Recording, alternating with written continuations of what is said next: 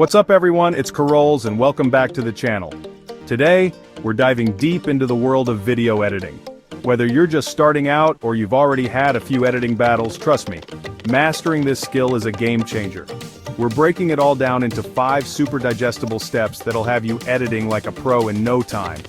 We're talking about transforming those raw clips into seriously impressive final products. Think about it.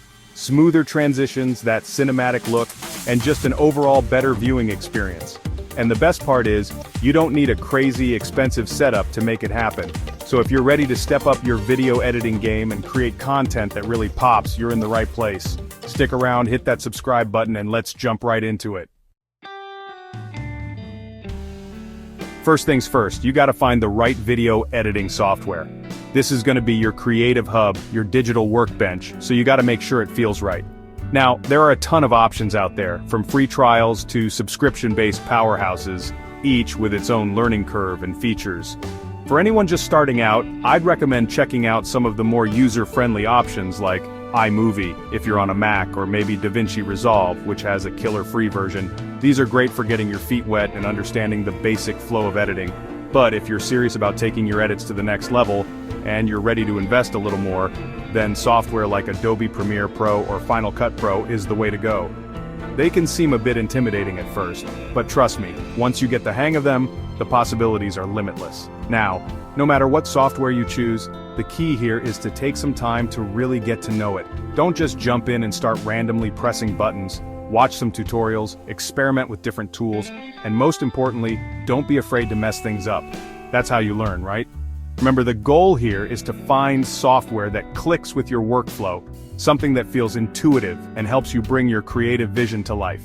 It might take a bit of trial and error, but hey, that's part of the fun.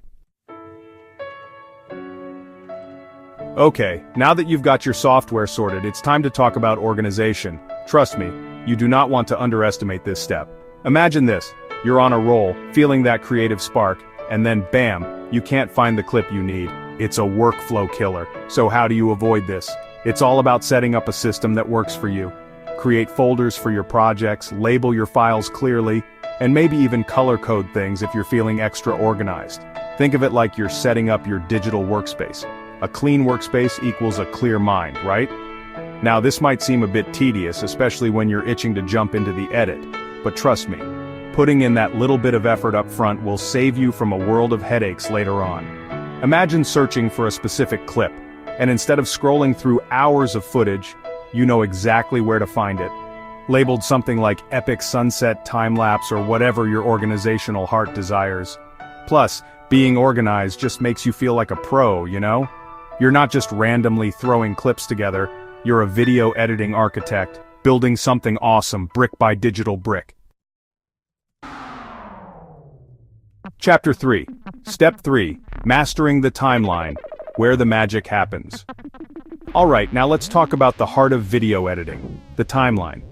This is where your creative vision really starts to take shape. Think of it like your digital canvas, where you'll be piecing together your story, shot by shot.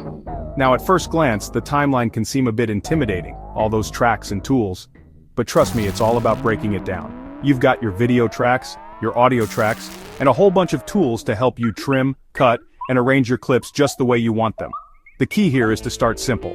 Get comfortable with the basic tools. The cut tool for dividing your clips, the move tool for rearranging them, and of course, the zoom tool so you can get up close and personal with your edits. Once you've got those down, then you can start exploring more advanced techniques like using markers to highlight important moments or adding keyframes to create smooth transitions. Remember, the timeline is your playground. Experiment, try new things, and don't be afraid to make mistakes. That's how you learn, right? Chapter 4. Step 4. Elevate your edit, adding effects and transitions. Okay, so you've got your footage organized, you're mastering the timeline, now it's time to add some style.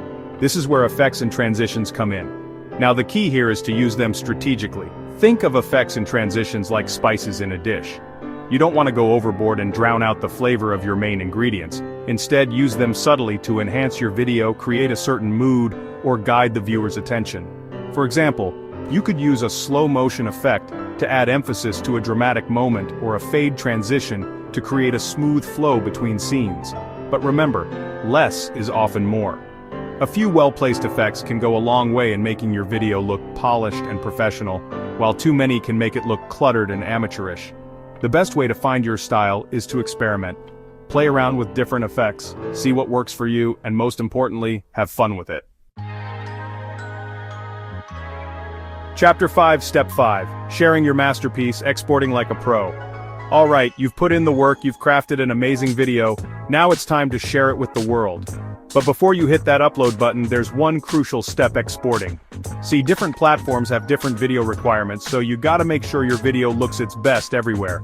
This means understanding things like resolution, frame rate, and bitrate. Don't worry, it's not as complicated as it sounds. Most editing software has presets for popular platforms like YouTube, Vimeo, or Instagram, so you don't have to be a tech wizard to figure it out.